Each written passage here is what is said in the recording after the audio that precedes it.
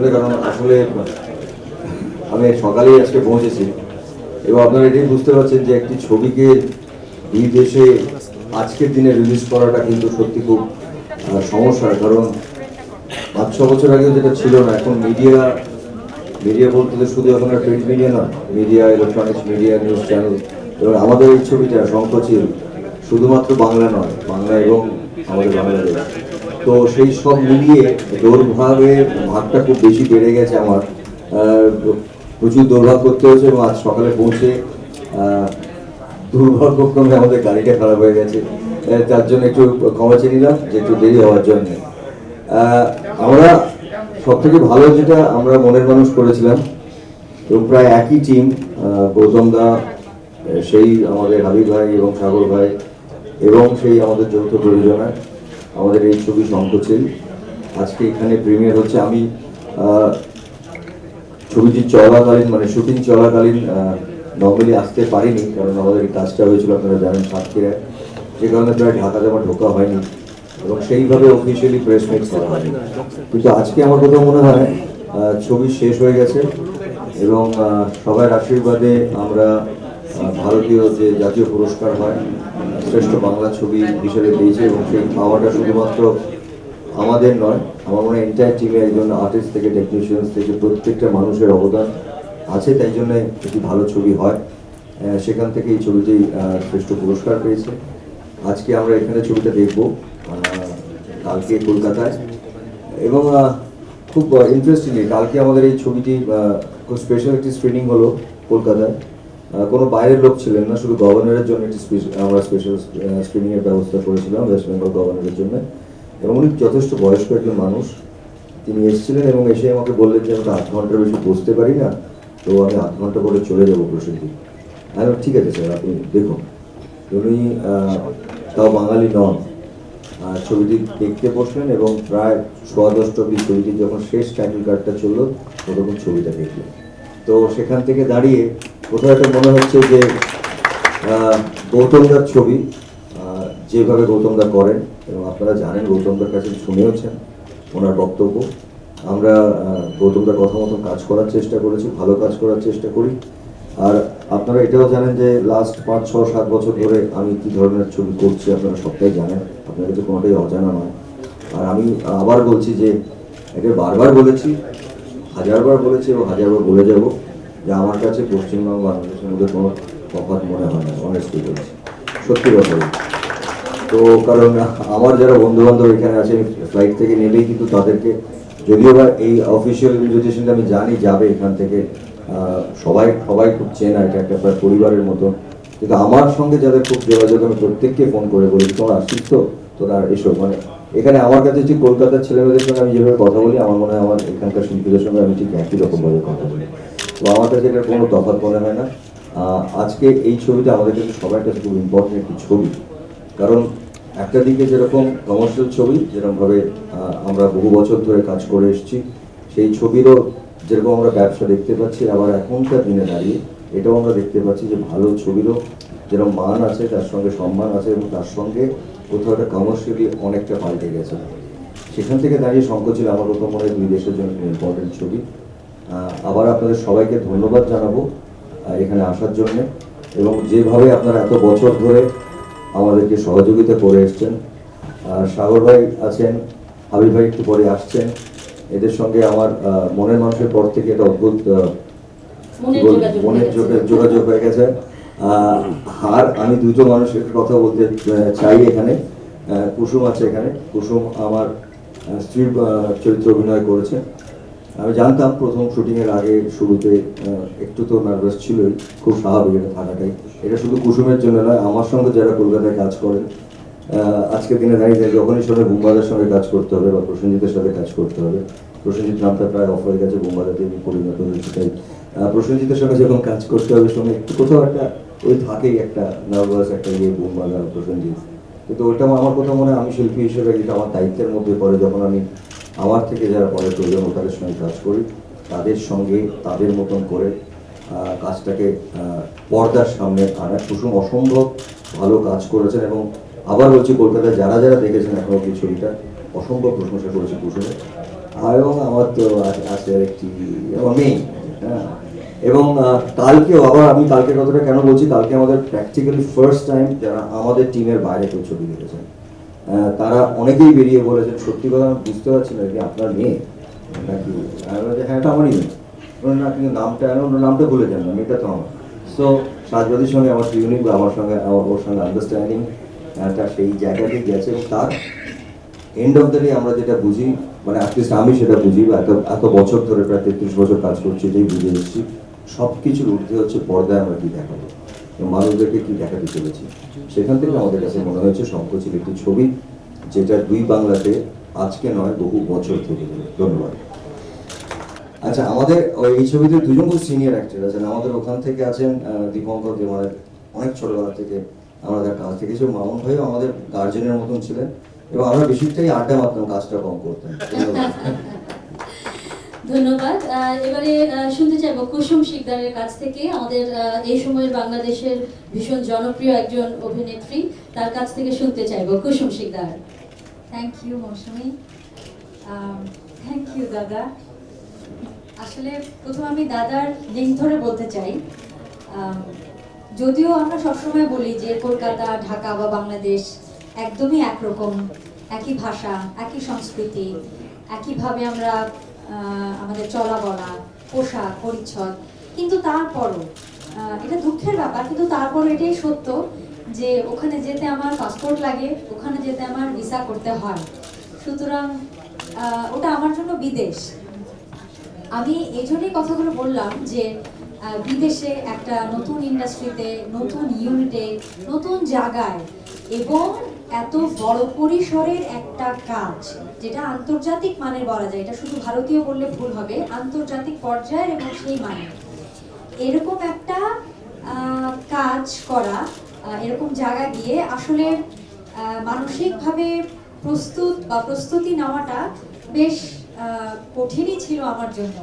এবং যেখানে আমার শঙ্খচিলের ডিরেক্টর, উনি ইন্টারন্যাশনাল অ্যাক্লেমড একজন ব্যক্তিত্ব, ওনার আগের সব অভিনেত্রীদের নাম রেখা, শাবানা আজমি, টাবু, শর্মিলা ঠাকুর, আমাদের চম্পা আপা, এরপর আমার খুব ছোট করে হলো আমার নামটা, এটা খুব একটা আমার ঘাড়ে একটা চাপের মতো ছিল। কিন্তু এই পুরো ব্যাপারটাকে, এই যে কঠিন, শক্ত, ভারী চাপের ব্যাপারটাকে একজন মানুষ এভাবে তুড়ি দিয়ে ফ্রিকশন অফ সেকেন্ডের মধ্যে ভীষণ সহজ, স্বাভাবিক, শিথিল করে দিয়েছিলেন। তিনি আসলে আমার দাদা, বোমবাদা। উনি, এটা ওনার ক্রেডিট বলবো না, ক্রেডিট বললে আসলে অনেক কম বলা হবে, এটা দাদার ম্যাজিক। উনি একদম ম্যাজিশিয়ানদের মতো আমাকে এই শুটিংয়ের পিরিয়ডে, শুটিংয়ের কাজের সিচুয়েশনটা, পরিস্থিতিটা আমার জন্য ভীষণ কমফোর্টেবল করে দিয়েছিলেন। এই জন্য আমি ভীষণ কৃতজ্ঞ দাদা। Thank you so much. ধন্যবাদ কুসুম। আমরা জানি যে আসলে এই ভালোবাসার অনুভূতির কথাগুলো বলে শেষ করা যাবে না, এখন শুধু অপেক্ষায় আছি শঙ্খচিল, শঙ্খচিল আর শঙ্খচিল। এবারে আনন্দ আলোর সংখ্যায় শঙ্খচিল নিয়ে একটি বিশেষ সংখ্যা বেরিয়েছে। আনন্দ আলোর সম্পাদককে এই মুহূর্তে আমরা ডাকছি এবং তার কাছ থেকে প্রথমে তার কিছু শুনতে চাইবো, তার শুভেচ্ছা, এবং তার পরপরই তিনি প্রসেনজিৎ চট্টোপাধ্যায়কে তুলে দেবেন এই সংখ্যাটি। রেজাউর রহমান। আসলে আমার কথা বলবার কথা না, আমি একটা অনুভূতি শেয়ার করতে চাই আপনাদের সামনে। প্রথমে বোধহয় আমরা বাংলাদেশ থেকে সবাই শঙ্খচিলের ভারতীয় জাতীয় চলচ্চিত্র পুরস্কারে বাংলা ভাষার শ্রেষ্ঠ ছবি হিসাবে পুরস্কার পাওয়ার জন্য সবাই একটা হাততালি দিতে পারি অনেক জোরে। আর দাদা যখন বুম্বাদা যখন এখানে ঢুকলেন, তখনই মনে হলো যে আমাদের এই ছবিটার সম্পর্কটা কিরকমের। আপনারা সবাই দেখেছেন যে আমার কাছে মনে হলো যে অনেকদিন পর পরিবারের কর্তা, বাবা হয়তো বাইরে ছিলেন, মা এবং মেয়ে হয়তো এই দেশেই ছিলেন, ওরা আসার পরে আজকে যে মিলনটা হলো এবং সাজবাতিকে যে জড়িয়ে ধরলেন দাদা, তখন আমার কাছে মনে হলো যে সেই সুন্দর একটা পরিবারকে আমরা দেখতে পেলাম। এই পরিবারটার জন্য আমরা সবাই একটু হাততালি দিতে পারি সবাই মিলে এই জায়গাটা থেকে। আর আজকে কুসুমের জন্মদিন, আরেকটা আনন্দ। আর কুসুম একটু আগে দাদার কথা বলছিলেন, আমি যখন কুসুমের সাথে কথা বলছিলাম তখন কুসুম বারবারই দাদার কথা বলছিলেন যে যখন ও অভিনয় শুরু করে তখন দাদাই তাকে বলেছিল যে আমি কিন্তু তোমাকে তুমি করে বলবো, তুই করে বলবো। এই যে সম্পর্ক, আমার কাছে মনে হয়েছে দুই দেশ রেজা ভাই, সবকিছু আমি মিলিয়ে। একটু ইন্টারাপ্ট করতে চাই। দাদার সঙ্গে আমার প্রথম ডায়লগ যেটা ছিল, এটা অনেকে বলে না যে দাদার সঙ্গে প্রথম ডায়লগ কি, দাদার সঙ্গে আমার প্রথম কথা ছিল, দাদা আমাকে দেখেই বলেছিলেন তোমাকে কিন্তু আমি তুমি করে বলতে পারবো না, তুই করে বলবো। তো এই জায়গায় আমার কাছে মনে হয়েছিল যে শঙ্খচিলের যে আবেগটি এবং যে গল্পটি সেটা আপনারা দেখবেন এর মধ্যে। আমরা আনন্দ হলো আমাদের জন্মদিন 14 এপ্রিল পয়লা বৈশাখ, আমরা 12 বছরে পা দিচ্ছি। সেই জায়গায় আমরা শঙ্খচিলের জন্য একটা আলাদা সংখ্যা বের করার জন্য আমরা খুব গৌরব বোধ করছি, এবং এটা আমি এই সংখ্যাটি আলাদা করে দাদাকে এবং অভিনেতা যারা আছেন তাদের সবাইকে আমি দেব।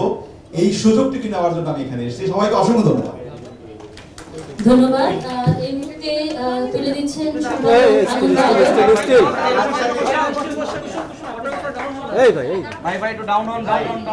আনন্দ আলো।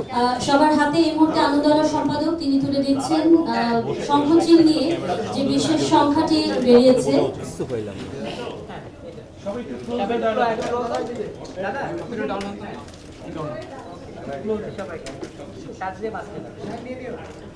ভাই ভাই ভাই ভাই ভাই বসুন ভাইজান, ভাই বসুন ভাই ভাই ভাই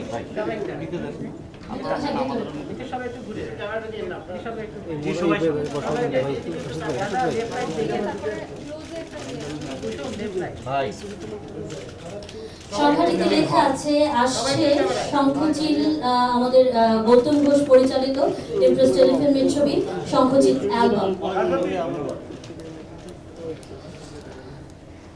যে মেয়েটির কথা এত আদর করে দাদা বলছেন, কুসুম শিকদার বলছেন, মামুনুর রশিদ বলছেন, সেই মেয়েটির কথা তো আমাদের শুনবার ইচ্ছে অনেক বেশি।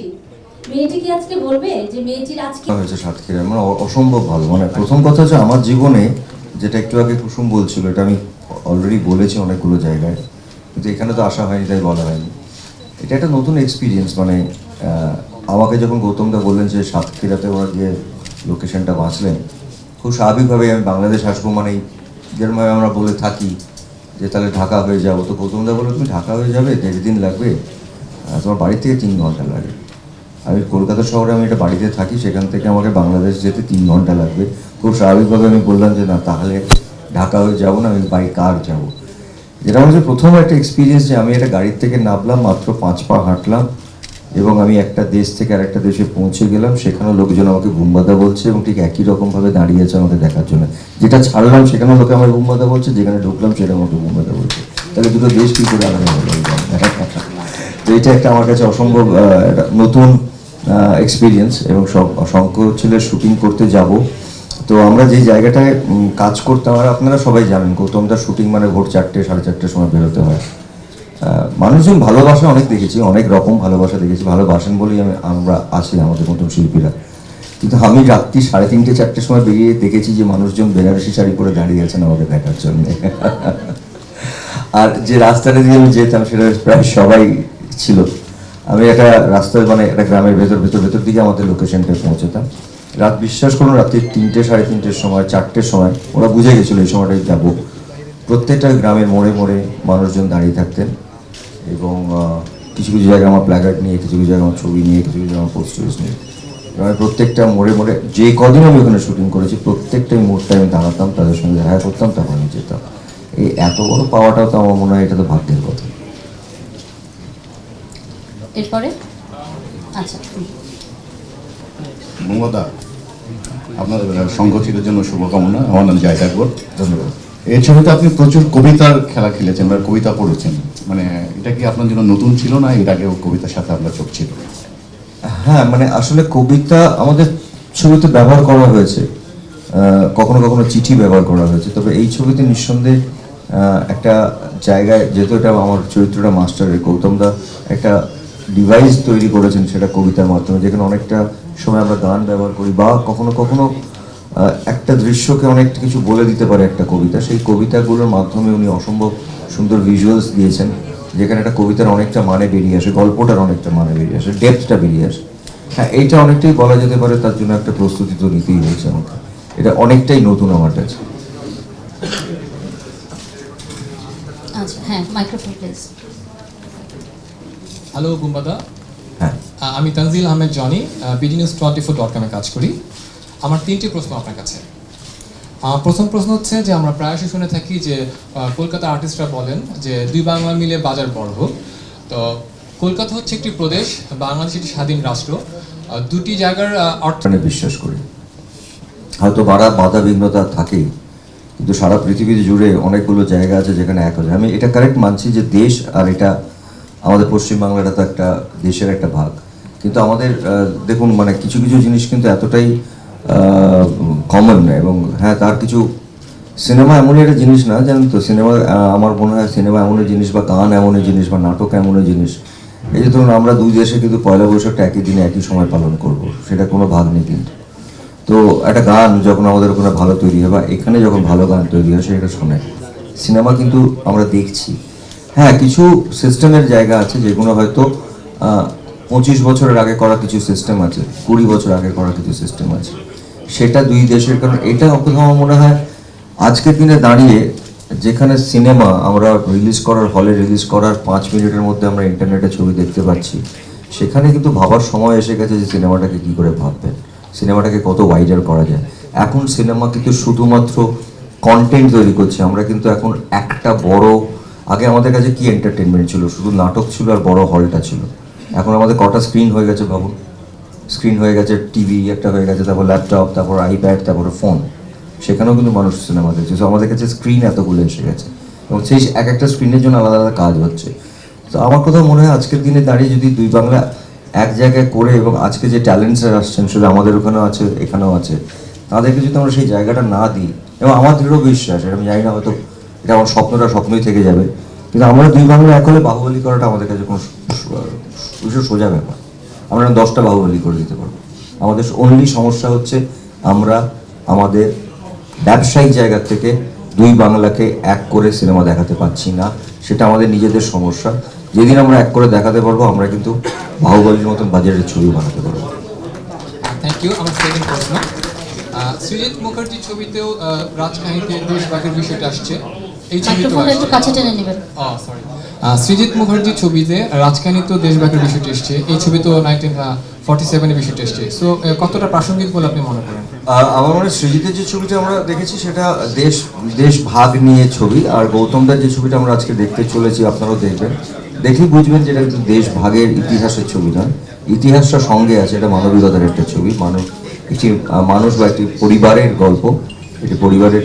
এবং আমার কোথাও বারবার মনে হয়েছে যে আমার বাদল যে চরিত্রটা আমাকে দিয়ে করানো হয়েছে, বা রূপসা বা কুসুম, এই যে 3 জন মানুষের একটি পরিবার, এটা কিন্তু একটি পরিবারের গল্প না, আমার মনে হয় লক্ষ লক্ষ পরিবার বা লক্ষ লক্ষ মানুষের বেদনা, দুঃখ, কষ্ট, যন্ত্রণা, লড়াই সবটাই পরিবারের মধ্যে দিয়ে গৌতমরা দেখাতে চাইছে, দুটো একেবারে ভিন্ন। লাস্ট কোশ্চেন আমার, সৃজিত মুখার্জি জুলফিকার ছবিতে আপনি কাজ করছেন, এই একটি প্রশ্ন। আর সেকেন্ড আমি জুড়ে দিচ্ছি যে প্রাক্তন কি শুনতে পারবেন, জুলফিকার ছবিতে আপনি কাজ জুলফিকার, করছেন হ্যাঁ। শেক্সপিয়ারের, আর আরেকটা হচ্ছে আপনার প্রাক্তনে কাজ করছেন, হ্যাঁ দুটোই শেষ। এই দুটো নিয়েই আমি একটু জানতে চাচ্ছি। মানে প্রাক্তন আমার রিলিজ করবে, ওদের ট্রেলার কালকেই লঞ্চ করলাম, 26শে মে রিলিজ করবে প্রাক্তন, এবং এই ছবিটায় শিবপ্রসাদ এবং নন্দিতাদি অনেক ভালো ভালো ছবি করেছেন, আমাদের লাস্ট ছবিটা খুবই ভালো গেছে, এখানেও এসছেন বেলা শেষের ছবিটা খুবই ভালো চলেছে। এবং সব থেকে বড় কথা যেটা আমি বারবার বলি, আমি খুব প্রাউড ফিল করি দেখে যে আমাদের দেশে সারা পৃথিবীতে এটা হয়ে আসছিল এবং এবার সবাই করছেন। দেখুন যে নায়ক বলতে কিন্তু সৌমিত্র চট্টোপাধ্যায় নায়ক, ওইদিকে অমিতাভ বচ্চনও নায়ক, তার জন্য কোনো বয়স বা কোনো এর দরকার হয় না। তো সেখানে সৌমিত্র কাকু আমাদের গত বছরে অত ভালো একটা ছবি উপহার দিয়েছেন, সেই ছবিটার পরে প্রাক্তন ঋতুর সঙ্গে আবার প্রায় 14 বছর পরে আমি কাজ করছি একসঙ্গে, এবং খুব ম্যাচিওর একটি লাভ স্টোরি বলা যেতে পারে, এবং বাঙালি দর্শকরা অপেক্ষা করে আছেন। আমার মনে হয় প্রাক্তন ছবিটা আমি যেটুকু মাথায় আছে বা জানি, হয়তো এখানেও আসার চেষ্টা চলছে প্রাক্তনটা, কারণ কোথাও মনে হয় প্রসেনজিৎ, ঋতুপর্ণার একটি বড় অডিয়েন্স এখানেও আছে, আমরা দুজনেই এখানে অনেক কাজ করেছি। সেখান থেকে জুলফিকার সৃজিতের একটি ছবি যেখানে সব নায়কই প্রায় বাংলা ছবির একটা ছবিতে আছে, খুব পুরুষ শাসিত একটি গল্প, হ্যাঁ শেক্সপিয়ার থেকে নেওয়া, রাইট, এবং জুলফিকার পুজোয় রিলিজ করছে। আসসালামু আলাইকুম। ধন্যবাদ। সত্যি কথা বলতে কি, লালন আমার কাছে যে সময় গৌতমদা নিয়ে এসেছিলেন, বা যে আমি নিজেকে ভাঙাচোরা করতে শুরু করেছি লাস্ট 8-10 বছর ধরে, এটা ঠিকই, অভিনেতা হিসেবে মানে কি হয় আমাদের এখানে যেটা হয়, মানে আমাদের এখানে বলতে আমি বাংলাদেশের কথাও বলছি, ভারতবর্ষের কথাও বলছি, আমাদের ভীষণভাবে এই হিরোদের বা হিরোটাকে বা হিরোইনটাকে বা হিরো হিরোইনের একটা চেহারা তৈরি করে দেওয়া হয়। সেটাকে কোথাও আমি খুব মনে প্রাণে খুব অল্প বয়সে ভাঙতে শুরু করেছি, যে আমি সময়ের সঙ্গে সঙ্গে যাব, সময়ের সঙ্গে সঙ্গে চলবো, এবং আমি আমার ব্র্যান্ডটাকে ইনট্যাক্ট রেখে আমি এক্সপেরিমেন্টাল কাজ করব। সেটা বোধহয় আমি খুব অনেক আগের থেকে করতে থেকেছি, এবং যে কারণে হয়তো অটোগ্রাফ, 22শে শ্রাবণ বা লালন, মানে মনের মানুষ, এরকম ধরনের কাজ। কিন্তু মনের মানুষটা যে আমাকে গৌতম দাকেও জানেন, যতবারই কথা হয়েছে আমি একই কথা, গৌতম দা যখন আমাকে মনের মানুষের কথা বলেছিল, তখন আমি প্রথমেই যেটা বলেছিলাম যে আমি বোধহয় পারবো না, মানে একজন অভিনেতা হিসেবে ভয় পেয়ে গেছিলাম আমি এটা করার। কিন্তু কোথাও গৌতম দার একটা বিশ্বাস আমার প্রতি ছিলেন, তারপর আমি খাটতে শুরু করি। আমি পরিশ্রমী অভিনেতা এইটুকু বলতে পারি। খাটতে খাটতে আমার মনের মানুষ করে ফেললাম, এবং আমার মনে আছে যে লালনের কথা এইখানেই বসে যখন আমি ইন্টারভিউ দিয়েছিলাম, এখানকার মানুষজনরা বলেছিলেন যে এটা আমার কাছে এর থেকে বড় পাওয়া কিছু হয় না, যে আপনি অস্কার পেয়ে গেছেন, যে আপনাকে বাংলাদেশের মানুষরা লালন হিসেবে মেনে নিয়েছে। তো লালন আমার থেকে বার করতেও সময় নিয়েছিল, মানে ছবিটা শেষ করে আমি প্রায় 9 মাস তো অন্য কিছু করিনি, আমাকে লালনকে বার করতে অনেকটা সময় লেগেছে। আবার আমার জীবনে আমি যদি আমার 10টা ছবি এই মুহূর্তের নাম বলি, যে 10টা ছবি আমার জীবনে থেকে যাবে, তার মধ্যে শঙ্খচিল বাদল চরিত্রটা ততটাই ইম্পর্টেন্ট, সেটা আপনারা দেখলে বুঝবেন। মানে কালকেও যারা দেখেছেন তারা বেরিয়ে এসে বলছেন যে পুরো আমাদের টিমটার কথা, আমি কিন্তু শুধুমাত্র আমার কথা বলছি না, যে এই মাত্রার অভিনয় আমরা দেখি না। কারণ আমার কাছে বাদল চরিত্রটা কোথাও মনে হয়েছে যে বাঙালি যন্ত্রণা, বাঙালির দুঃখ, বাঙালির রাগ, বাঙালির কষ্ট, মানে ঋত্বিক ঘটকের ধরুন মেঘে ডাকা তারার কথা যদি বলি, এটা তো একটি মহিলার চরিত্র নয়, একটি মহিলার দিয়ে উনি লক্ষ লক্ষ মহিলার কথা উনি বলতে চেয়েছেন। সেখানে কিন্তু গৌতম এই পরিবারের মধ্যে দিয়ে, এটা আমার কাছে একটি কারণ গৌতম ঘোষ, একটা কথা বলি, প্যাকেজিংয়ে বিশ্বাস করে না, মানে এটা কিন্তু আমাদের বুঝতে হবে। মানে গৌতম ঘোষ বলবো না, গৌতম ঘোষের মতন পরিচালকেরা একটা মনের মানুষের মতন ছবি, যেটা 2 জায়গায় এরকম আলোড়ন সৃষ্টি করেছে, সম্মান, নাম, অর্থ সবই পেয়েছে। তারপরে কিন্তু উচিত সেই পরিচালকের ইমিডিয়েটলি যেটা করি আজকের দিনে আমরা, যে পরের ছবিটা কবে শুরু করছি। আমি তো গৌতম দাকে বলতে থেকেছি সেই পাড়ের সময় থেকে, আমাকে নাও নেয়নি, মনের মানুষে এসে নিয়েছে। মনের মানুষের পরে আমি অভিনেতা হিসেবে ঘ্যান ঘ্যান করতে থেকেছি, যে আমাকে দিয়ে একটা ছবি করো, আমাকে দিয়ে একটা ছবি করো। সে 5 বছর নিয়ে নিল, এসে হঠাৎ বললো এইবার আমার মনে হচ্ছে যেটা ভাবছি এটা তোমাকে নিয়ে করা যায়। এই মানুষগুলো না ঠিক সিনেমাটাকে যতক্ষণ না ওরা ভাবেন বা মাথায় স্ট্রাইক করেন, বা যখন ওই ততক্ষণ যে সেটাকে একটা প্যাকেজিং হিসেবে দেখেন না, যেটা ছবি করতে হবে, অঙ্ককে নিয়ে করতে হবে, আমরা শুরু করে দিই। আমার মনে হয় এই পরিচালকরা তাই জন্যই বোধহয় মাস্টার্স হয়ে থেকে যাবে আমাদের সিনেমার ইতিহাস। আমার নাম জনি হক, আমি বাংলা নিউজ 24 থেকে বলছি। আমার 2টা প্রশ্ন হচ্ছে, একটা হচ্ছে ও তো আমাকে কদিন আগে একটা সুন্দর পাঞ্জাবি দিয়ে এসছে, আর আমি ওকে ক্যাডবেরি দিয়েছি। আর আমাকে আমি যা যা ভালোবাসে, আমি যা যা ভালোবাসি ও আমাকে দেয়, ও যা যা ভালোবাসে আমি ওকে দিই। ও এখন একটা জিনিস ওর মা পারমিশন দিচ্ছে না, মোবাইলটা, সেটা এখন দিতে পারছি না। একটা প্রশ্ন বন্ধু, সেটা হচ্ছে বাদল চরিত্রের প্রস্তুতির জন্য আপনি একটা ইন্টারভিউতে পড়েছেন, আপনি অনেক বই পড়েছেন, অনেক দেশভাগ নিয়ে, তো কাদের বই পড়েছেন বা প্রস্তুতিটা কেমন ছিল আপনার? আমাকে গৌতমদা কিছু বই দিয়েছিলেন, সেটার কিছুটা সাহায্য নেই, কারণ আসলে আমরা দেশভাগ নিয়ে ছবিটা তো নয়, কিন্তু আমার যেটা জানতে সময় নিয়েছিলাম আমি, সেটা হচ্ছে যে মানুষরা 2 দেশেই আছে, 2 জায়গাতেই আছে, যাতে প্রচুর পরিবারের মধ্যে ইতিহাস আছে। আর আমি তো ওই একটা ওরকম একটা জায়গা থেকে চরিত্রটাকে রিপ্রেজেন্ট করেছি। আর আমাকে যেটা জানতে হয়েছিল যে সেই মানুষগুলোর ফেলে আসা জায়গাগুলোর প্রতি তাদের যে টান, তাদের যে ইতিহাস, তাদের যে দুঃখ, সেটা আমি দেখেছি প্রায় 10টা পরিবারে যদি আমি কথা বলে থাকি, আমি প্রায় 8টা পরিবার থেকে কিছু না কিছু গল্প পেয়েছি তাদের। সেটা কেউ কারোর বাড়ি নিয়ে, কারোর বন্ধু নিয়ে, কারোর মা নিয়ে, বাবা নিয়ে, কারোর জমি নিয়ে, কিন্তু গল্প একটা না একটা আছেই, তারপর সেটা এখানেও আছে। আমি সেই পরিবারগুলোর সঙ্গে বসে সেই দুঃখ, কষ্ট, যন্ত্রণাগুলো জানতে চেয়েছি। হ্যাঁ, কয়েকটা বই পড়েছি সেটা ইতিহাসটা জানার জন্য, কারণ সেরকম কিছু কিছু জায়গা আমার আছে বলে করে আমি এই চরিত্রটা করার চেষ্টা করেছি। কারণ যেটা আমার কোথাও বারবার সংকোচনের কথা মনে হয়, যে আমরা একটা যেন এনারা জানেন আমাদের কিন্তু আমরা কিন্তু এফেক্টেড নই, ডাইরেক্ট এফেক্টেড নই। যারা ডাইরেক্টলি এফেক্টেড হয় না তারা কিন্তু ওইটা জানতে চাইবেন না, ওনারা জানেন। কিন্তু আমাদের কোথাও দায়িত্ব যে আমরা এবং আমাদের পরের প্রজন্ম, মানে সাজবাদীদের প্রজন্ম, তাদের কিন্তু জানা উচিত তারা যেখানেই থাকুক তার রুটটা, তার কোন জায়গা থেকে শুরু করেছে, আমাদের যার রুটের গল্পটা, তার সেই ইতিহাসটা জানাটা খুব দরকার। সেটা খুব অসম্ভব সুন্দরভাবে গৌতম দা এটাকে এই ছবিতে বলেছেন, তার জন্য আমাকে একটু পড়তে হয়েছে, পড়াশোনা করতে হয়েছে, বেশিটা আমাকে জানতে হয়েছে মানুষের ইমোশনস। কারণ আমি সবসময় একটা জিনিস মনে করি, যতক্ষণ না ইমোশনসটা আমি বুঝবো বা ইমোশনসটাকে আমি যতক্ষণ না নিজের মধ্যে আনতে পারবো, আমি বাদলের মতন চরিত্র করে উঠতে পারবো না। যে জন্য একটু সংকোচটা দেখ, তারপরে আমি উত্তরটা দেবো। এরপর হ্যাঁ, এর মধ্যে একটা রাজনৈতিক ব্যাপার আছে, এর সাথে সীমানার বিষয় আছে। তো আমি ধারণা করে এইভাবে বলছি যে সংকুচিত খুব বেশি মানবিক, এটা কিন্তু লজিক্যাল না। তো সেই জায়গা থেকে আসলে মানবিক বিষয়কে আমরা কিভাবে আর একটু বেশি লজিক্যাল, যে এটা বোথ, একটা তো লজিক্যাল যেটা যেভাবে বলতে চাচ্ছেন সেটা তো আছেই, মানে একটা দেশ বিভাগ যে একটা মানবিক সমস্যা তৈরি করে, শুধু দেশ বিভাগ না, আজকে দেখতে পাচ্ছেন যে মাইগ্রেশনের যে সমস্যাটা সারা বিশ্বব্যাপী, সেটা তো সেটা কোন লজিক দিয়ে আমরা দাঁড় করাবো, সেটা তো একটা মানবিক সমস্যা হয়ে গেছে। এবং আমাদের এখানে যে কাটা তার এবং এক দেশ একই নদী, যেখানে শুটিংটা হয়েছে সাতক্ষীরার ইছামতি নদীর এই পাশের অর্ধেকটা হচ্ছে বাংলাদেশ, অর্ধেকটা হচ্ছে ইন্ডিয়া। এখন সেইখানে যে ঘটনাটি ঘটলো সেটা একটা বিশ্বব্যাপী এখন ঘটছে ঘটনাটা। একটু আগে প্রসেনজিৎ যেটা বললেন যে আমরা একটি ঘটনার মধ্যে দিয়ে যদি সারা বিশ্বকে দেখতে পাই, তাহলে সেটা কিভাবে দেখবেন, সেটা আমি মনে করি যে both logical and both logical and মানে এটাকে হিউম্যান অ্যাপ্রোচ বা মানবিক তো বটেই। আজকে আমাদের হৃদয় ক্ষত বিক্ষত হচ্ছে ওই মেয়েটির জন্যে, যে সিরিয়া থেকে যাচ্ছে, তারা ঢুকতে পারছে না কোনো দেশে, পাসপোর্ট লাগছে, ভিসা লাগছে, এবং প্রচুর লোককে আবার দেশে পাঠানো হচ্ছে। তাই সেই জিনিসটা তো আমাদের এখানেও হচ্ছে, কিন্তু সেই ক্ল্যারিটিকে অস্বীকার করার মতো ক্ষমতাও তো আমাদের নাই। ক্ষমতা নাই, কিন্তু ক্ষমতার আকাঙ্ক্ষাটা তো তৈরি হবে। আমরা তো চাই না, আমরা তো এটা চাই না, এবং অনেক দেশে তো সেটা হয়েছে।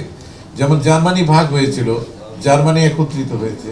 কোরিয়াতে এখন দুই দেশের মানুষের মধ্যে প্রচন্ড আকাঙ্ক্ষা, যেটা নর্থ কোরিয়া সাউথ কোরিয়া একত্রিত হোক, হতে পারছে না, যে শক্তি হতে দিচ্ছে না, তার বিরুদ্ধে মানুষের একটা আকাঙ্ক্ষা জন্মাবে না। প্রসিদ্ধ।